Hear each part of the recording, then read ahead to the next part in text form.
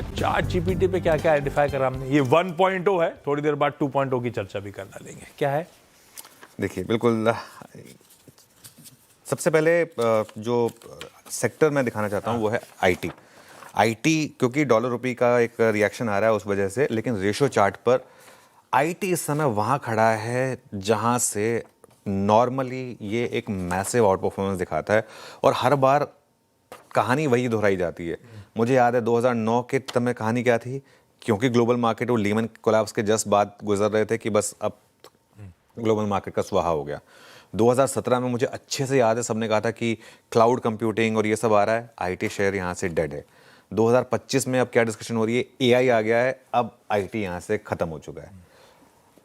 उस स्पेस में आपने कभी भी पैसा लगाया तो आपका पैसा ज़बरदस्त बना है। मैं तो यहाँ पे एक बोल्ड व्यू ले रहा हूँ।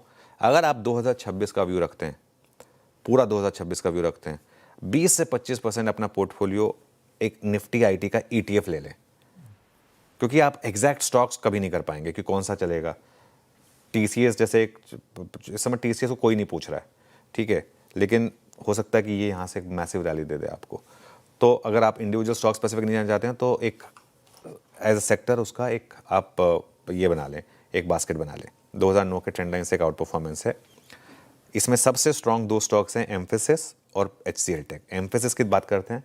एम्फेसिस में एक रिलेटिव स्ट्रेंथ पर एक बहुत ही शानदार ब्रेकआउट है यहाँ पर, और एक साल के चैनल से एक ब्रेकआउट दे रहा है एम्फेसिस। 2 दिनों से अच्छी डिलीवरी बाइंग है यहाँ पर, 1 महीने की ऊंचाई पर है भाव, और पिछले 13 में से 12 सेशंस में या तो शॉर्ट कवरिंग है या फिर लॉन्ग बिल्डअप है। तो इसकी वजह से ये पहला स्टॉक होगा आज आईटी स्पेस से। दूसरा स्टॉक जो मेरे रेडार पर है वो है एचसीएल टेक का, लार्ज कैप आईटी में सबसे स्ट्रॉन्ग स्टॉक। और एचसीएल टेक को नॉर्मली बैरोमीटर माना जाता है लार्ज कैप आईटी का। जो एचसीएल टेक करता है नॉर्मली वही बाकी सब कंपनियां करती हैं, और एचसीएल टेक एक बड़े चैनल का ब्रेकआउट कर रहा है। 4 हफ्ते से तेज़ी का मूड है यहाँ पर, करीब 11 महीने के चैनल का ब्रेकआउट, 20 वीक के एवरेज से ज़्यादा डिलीवरी, और 1 महीने की ऊंचाई पर भाव है यहाँ पर। 2 दिनों से शॉर्ट कवरिंग भी है। और इसमें तीसरा स्टॉक है, इसमें नहीं लेकिन आईटी से अलग हटके अब तीसरा स्टॉक है इंडस टावर। इंडस टावर में शानदार मोमेंटम है इस समय। आई थिंक कुछ सुगबुगाहट है कि वो आइडिया पर इसी महीने कुछ ना कुछ फैसला आना है, तो बहुत लोग आइडिया लेने से डरते हैं, तो इसके लिए वो इंडस टावर को के थ्रू प्ले करते हैं उसको। 11 महीने के चैनल का ब्रेकआउट, यहाँ पर 16 महीने के चैनल का ब्रेकआउट, ट्रिपल डिलीवरी वॉल्यूम्स थे यहाँ पर।